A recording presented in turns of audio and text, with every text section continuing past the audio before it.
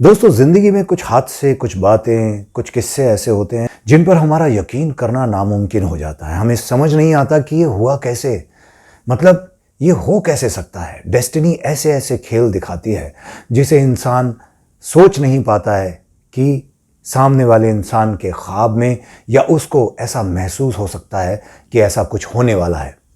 ऐसा ही कुछ 1984 में हुआ था जब अमिताभ बच्चन की एक फिल्म बन रही थी जिसका नाम था कुली। कुली फिल्म के सेट पर अमिताभ बच्चन को बहुत गहरी चोट लगी थी, जिसकी वजह से वो काफ़ी दिनों तक हॉस्पिटल में मौत के मुंह से बाहर आए थे। वो लड़ रहे थे मौत से और सारी दुनिया उनके लिए दुआ कर रही थी, पूजा कर रही थी, याचनाएं कर रही थी। लेकिन क्या आप जानते हैं, अमिताभ बच्चन के साथ होने वाले हादसे के बारे में एक रात पहले स्मिता पाटिल को पता चल गया था। जी हां, यही कुछ ऐसे किस्से हैं जो हम आपसे बांटेंगे हमारे इस प्रोग्राम में। दोस्तों, बात 1984 की है। अमिताभ बच्चन उस जमाने में बहुत ज्यादा बिजी चल रहे थे। वो 3-3 शिफ्ट में काम करते थे। मनमोहन देसाई, जो अमिताभ बच्चन के साथ बहुत सारी हिट फिल्में पहले भी बना चुके थे, जिसमें अमर अकबर एंथनी उनकी प्रमुख फिल्म है, उन्होंने कुली फिल्म अमिताभ बच्चन के साथ साइन की थी और कुली फिल्म के लिए अमिताभ बच्चन का एक फाइट सीक्वेंस शूट होना था। ठीक एक रात पहले ऐसा हुआ कि अमिताभ बच्चन जल्दी सो गए क्योंकि उनको अगले दिन कुली के सेट पर जाना था और अगला दिन ऐसा दिन था जिस दिन उन्हें कुली का फाइट सीक्वेंस शूट करना था। वो भी पुनीत इस्सर, जो उस टाइम पर माचो मैन माने जा रहे थे, वो पंजाब से आए थे। अमिताभ बच्चन अपने बंगले पर आराम कर रहे होते हैं। रात को 2 बजे उनके बंगले में उनकी फोन की घंटी बजती है। जया बच्चन फोन उठाती है और वो पूछती है कि रात को 2 बजे कौन फोन कर रहा है। उधर से एक लेडी की आवाज आती है, अमित से बात करनी है। जया बच्चन समझ जाती हैं कि जरूर ये कोई उनकी सह कलाकार है जो अमित कहकर उन्हें संबोधित कर रही है। तो अमिताभ बच्चन को वो फोन देती हैं। अमित उनसे बात करते हैं और पूछते हैं, हेलो, कौन बोल रहे हैं? तो वहाँ से स्मिता पाटिल की सिसकती हुई आवाज़ आती है। स्मिता जी जिस तरह से बोलती थी, अमित, मैं स्मिता बोल रही हूँ, तुम ठीक तो हो?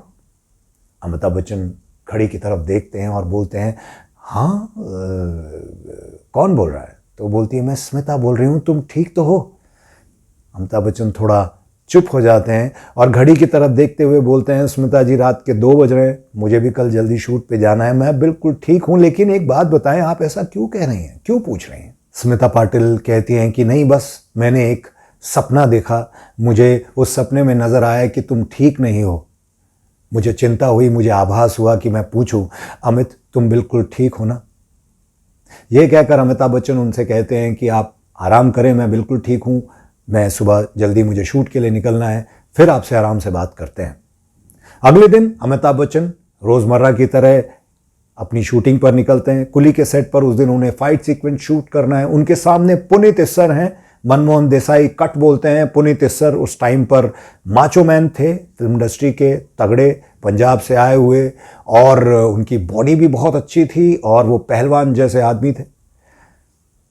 फाइट सीक्वेंस शुरू होती है और वो अमिताभ बच्चन के पेट में घूंसा मारते हैं। सीक्वेंस कुछ ऐसा था कि वो अमिताभ बच्चन के पेट में घूंसा मारेंगे, अमिताभ बच्चन उछलेंगे, पीछे से एक टेबल आके अमिताभ बच्चन के पेट के पास से टकराती है और अमिताभ बच्चन टेबल पर गिरने के बाद फर्श पर गिर जाते हैं।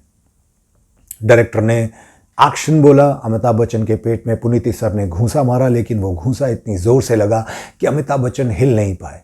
सामने से आती हुई टेबल उनके पेट पे टकराई। अमिताभ बच्चन उछल के टेबल पे गिरे और फर्श पर गिर कर कराहने लगे।